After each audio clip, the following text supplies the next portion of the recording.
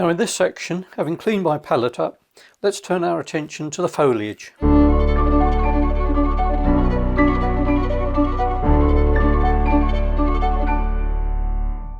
I'll do the foliage on the right hand side first of all. There's some distant trees, and although they're all green, to put some of them in the distance, I'm going to use ultramarine and burnt sienna to give me a blue. Now, or a bluey grey. If I load the brush up and have my brush almost parallel to the surface of the paper and drag it down, I can make some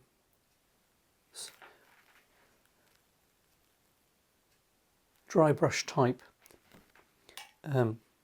marks. Then let's go to Viridian and burnt sienna with a little bit of raw sienna as well, occasionally. Go round, this is,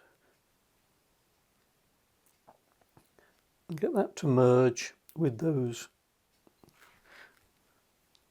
these trees. Let's have some raw sienna now, so it's a bit lighter.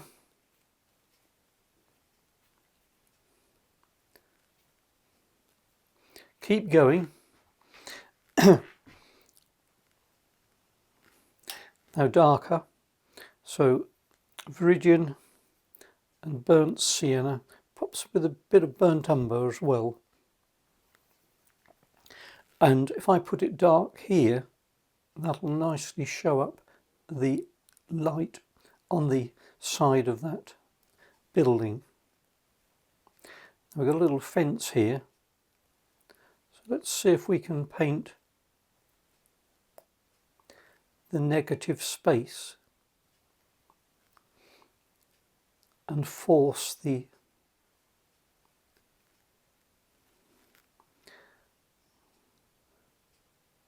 fence out.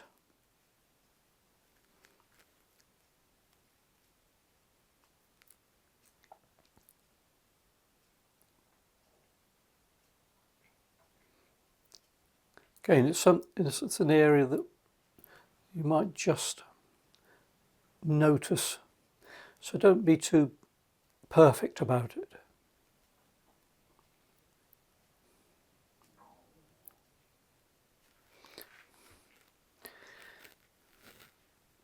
Now raw sienna with a bit of Viridian, give me a lighter green.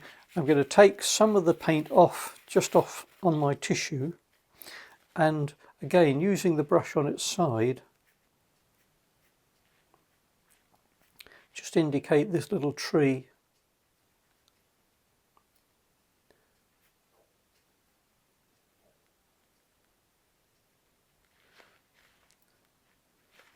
That's on the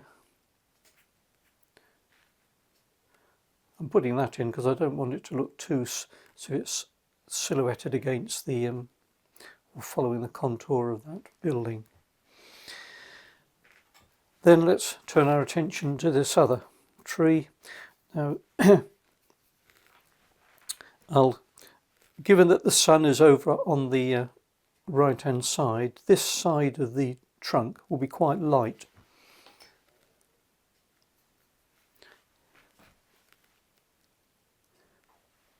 Try and avoid doing trunks brown, they're either grey or green.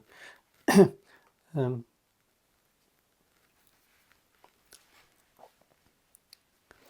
fact, when you get to here, I'm going to scrub that a little bit so it merges with that green there,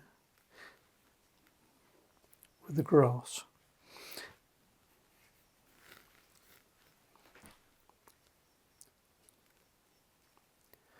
Now this left hand side of course will be much darker because that's in the shade, so it's a form shadow, and the form of the tree of course is round, so the actual edge will be soft.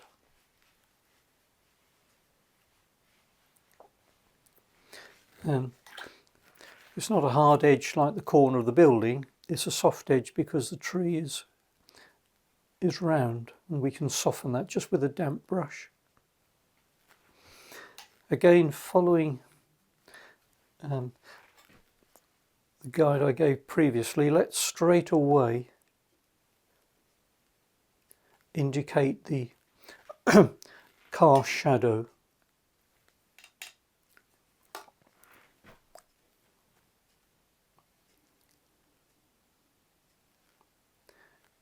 To join that on before we turn our attention with a bit of Windsor blue actually now and a bit of burnt umber, just going to darken that even more just to set it out against the background there. I'll go to a slightly smaller brush to indicate the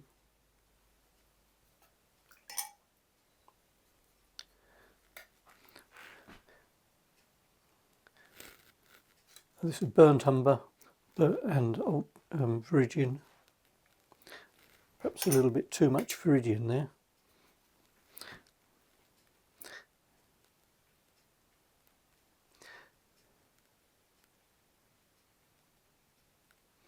Again, you hold the brush at the end away from the tip.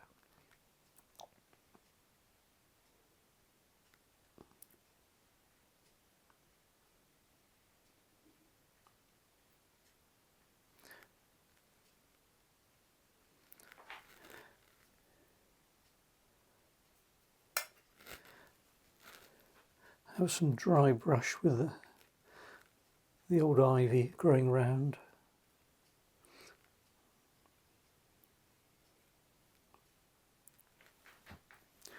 We go to a slightly smaller brush.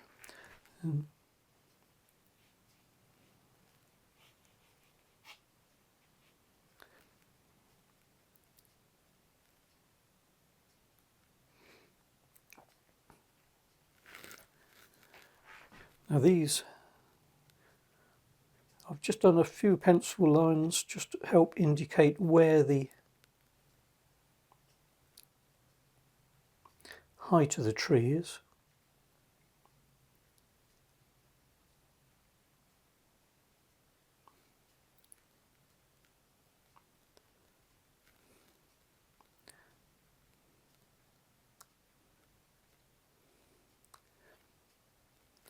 And then when we've got to that stage, we can hopefully indicate some of the foliage. Again, with quite stiff paint. And don't start at the edge, start further out and drag this in to join on to those thin branches that you've already sort of put in.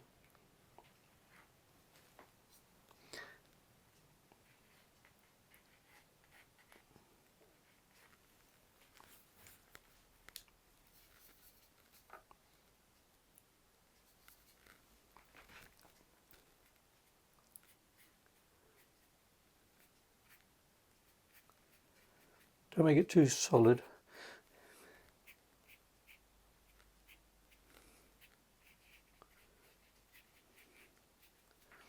Obviously there'll be some foliage with the branches coming towards you. The important thing is to get the overall contour of the tree so that, you know, sort of tree you would recognise if you were familiar with it and you saw it in the dark.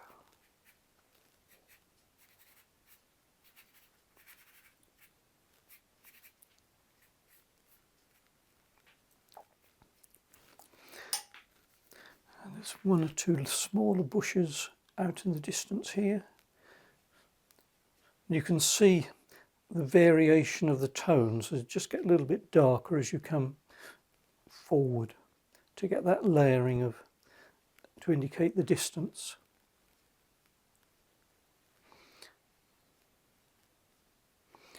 I like to put in a few little spots of a leaf.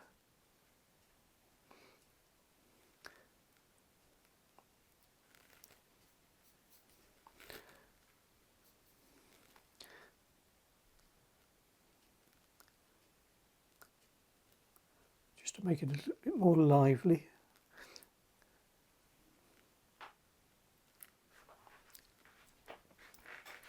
And finally, while the trees, let's have one or two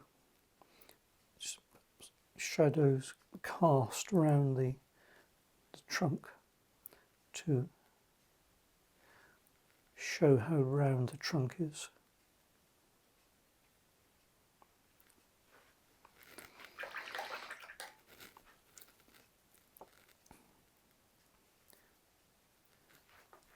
And slightly thicken that up a bit.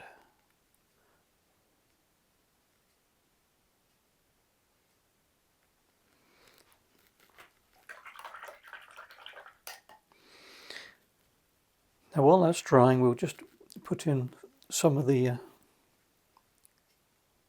finish off with the darks on this, these windows here.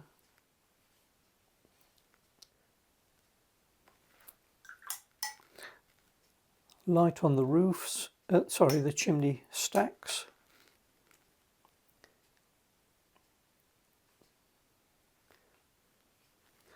And the chimney pots. Same with the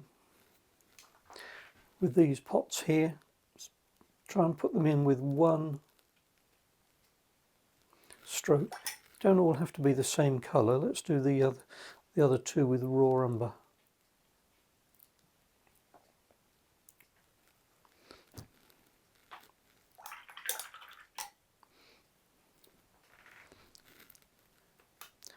A little bit of a cast shadow there.